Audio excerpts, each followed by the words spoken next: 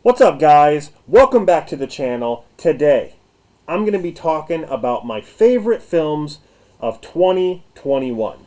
Now, a lot of these on my list I have and own. And a lot of them are either okay, decent films, or some that I really enjoyed. Okay, I put those in the same category. I'm also going to be doing the worst of 2021. But the ones that I enjoyed is actually a big list. So, there are some of these that I do not have, and I will list those, after these. Okay, so, let's get started here. This is just my opinion, of course.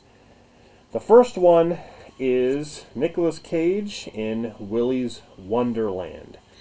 This one, this was a surprise. I was not expecting this to be good. It seems like Nicolas Cage is either hit or miss nowadays. He's in like these weird movies, but this one is definitely up there with the greats, especially for 2021. So Willy's Wonderland. Then we have Zack Snyder's Justice League. Heck yes, I was a huge supporter to try to get this movie to come out when they were talking about release the Snyder Cut. Really wanted this so bad. And I love how this is a long movie. It explains a lot more, a lot of great scenes. The Joss Whedon version sucks. I'm sorry, it just does. After watching this, I see that movie in a whole different light now. This is all we need right here. So have it here on 4K. Awesome. One of the best of 2021 for sure. Next up, we have Godzilla vs. Kong. I love this movie. I loved the fights, the visuals. The third act was kind of predictable, but satisfying and all that. Next up is Mortal Kombat. I couldn't wait for this to come out. I'm a huge Mortal Kombat fan. And when I saw this, I'm like, I can see why people were kind of disappointed with some of the choices and characters that they... this movie wasn't about a tournament. It was basically about getting everyone together and basically Scorpion and Sub-Zero's movie. His backstory, that was really cool. But I think what really helped this movie was the fact that it's rated R, the fact that they had blood and gore and fatalities and things like that the 90s version didn't have. But even though I love the 90s version, this one was, I think, a step in the right direction to try to make the Mortal Kombat movie that we've all been waiting for. And if this gets a sequel, I think that's the one that's going to really blow people away. Because if they have a tournament, then there you go. So, Mortal Kombat. Next one is Those Who Wish Me Dead. This is Angelina Jolie. This is another one that surprised me.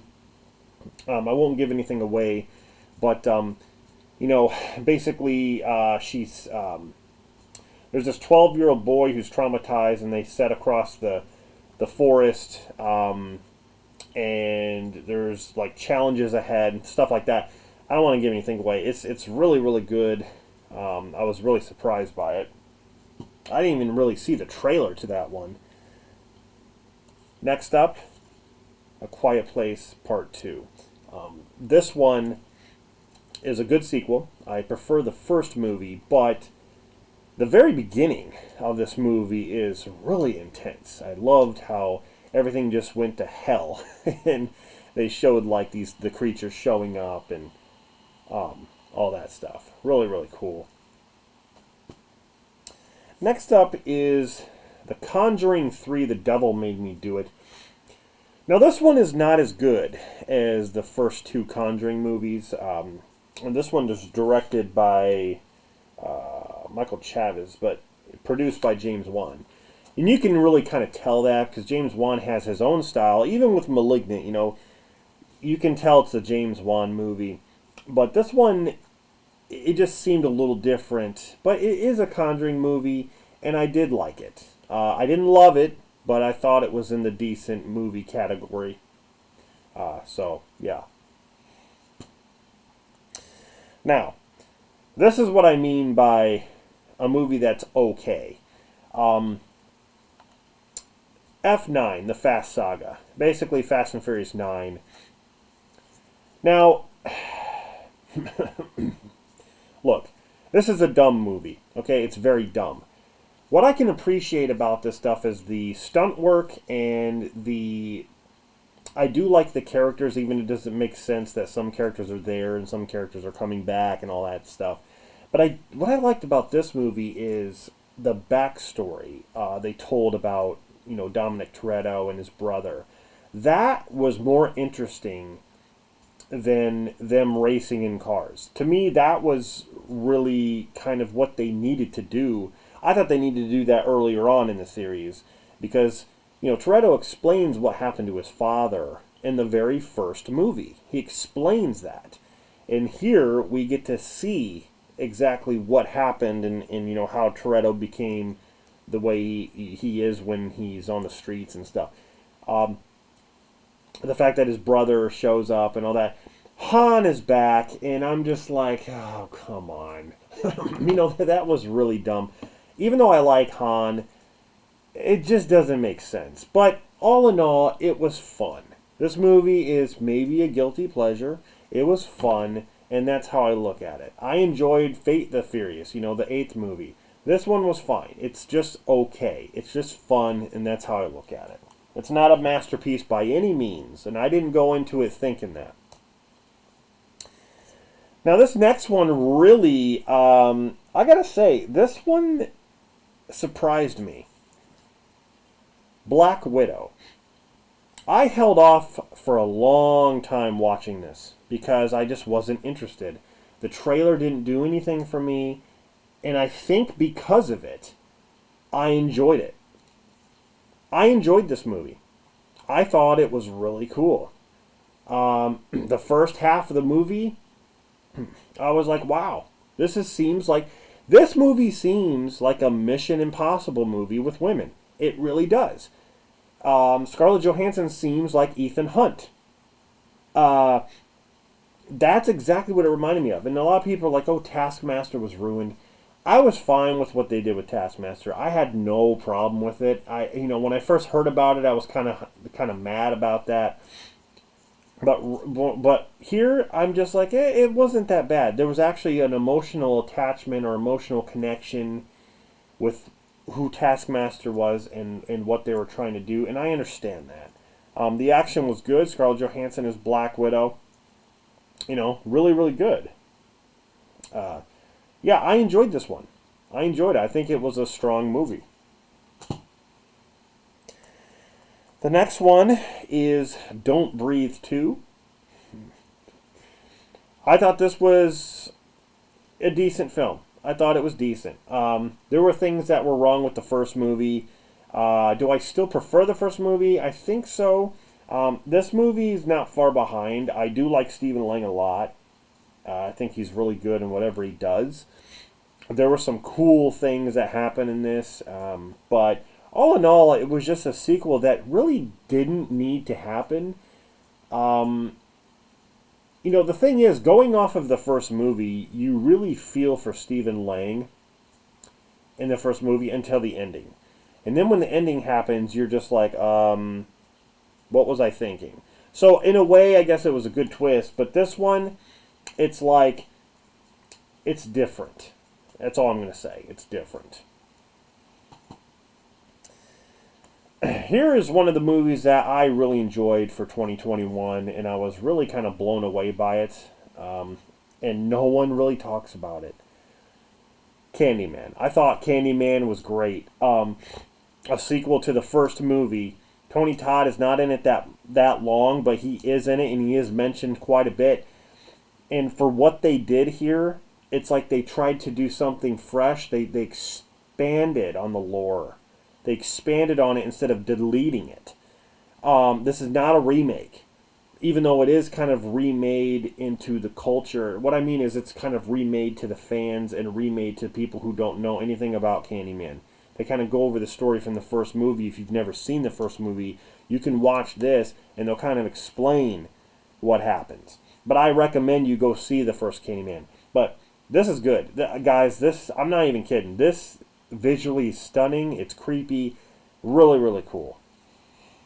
Like I said, one of my favorite horror films from 2021. But I gotta say, when it comes to horror films, this one is definitely my favorite, and that is Malignant. I've talked about this quite a bit. This movie is great, man. It blew me away. The twist blew me away. I knew nothing about this film at all. All I knew is that people were liking it. James Wan was back. I love him as a director, and this one is it. Awesome.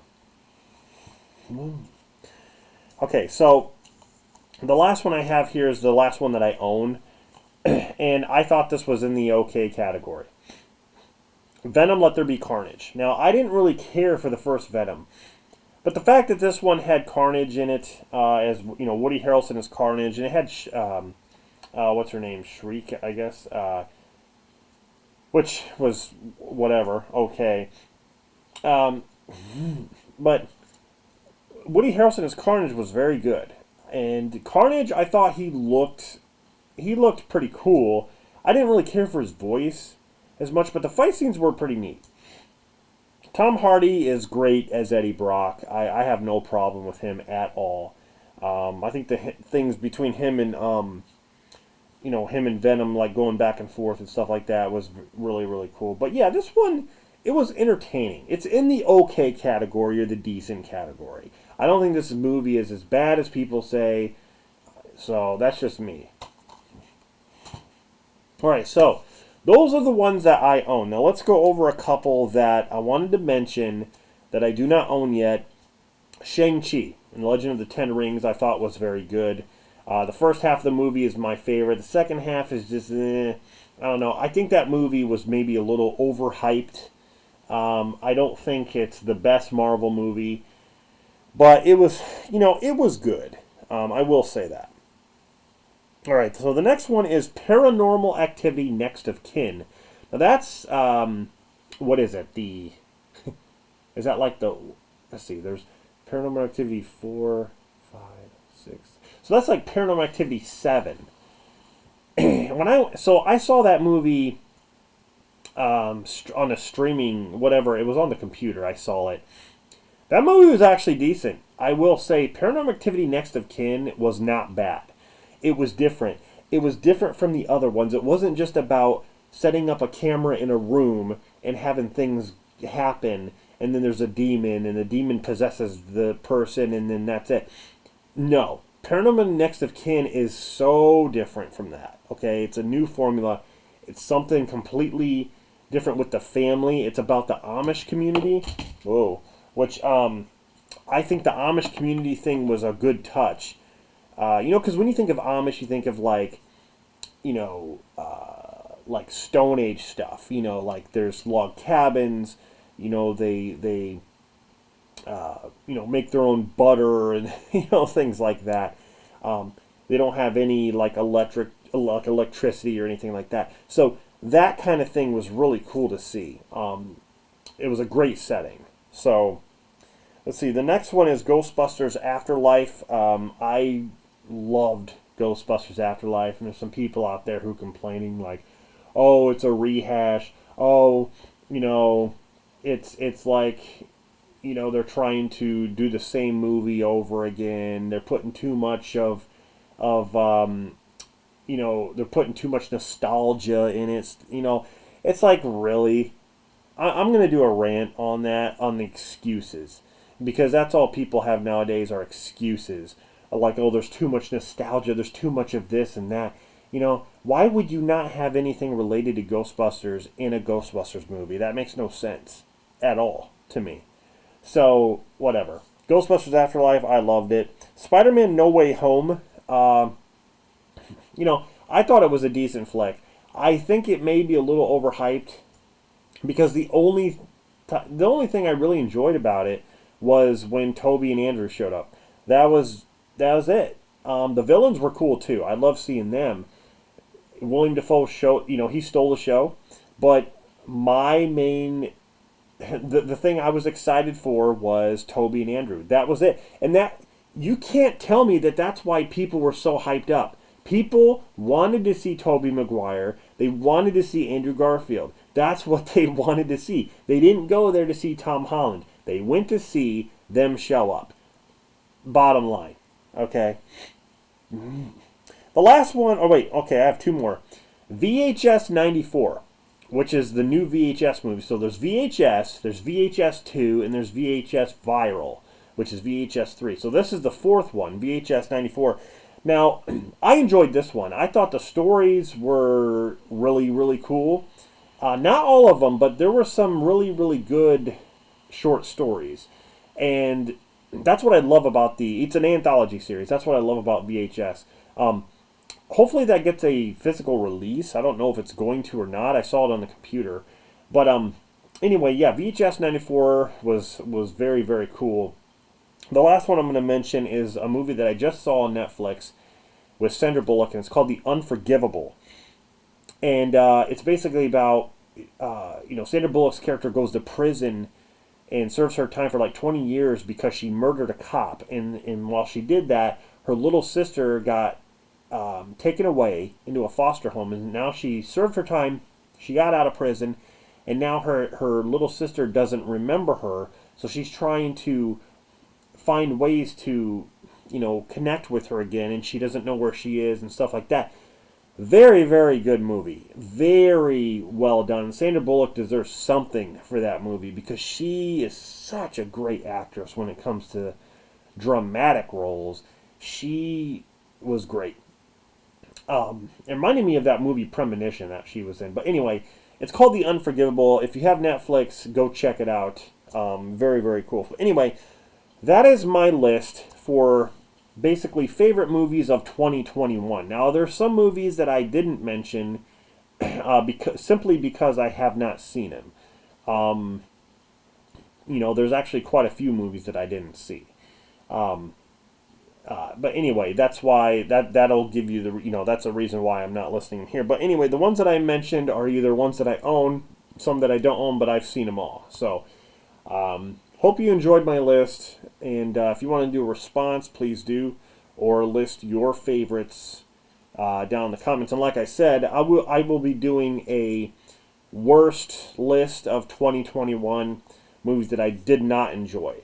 So I'm not sure when that's coming up. I don't know.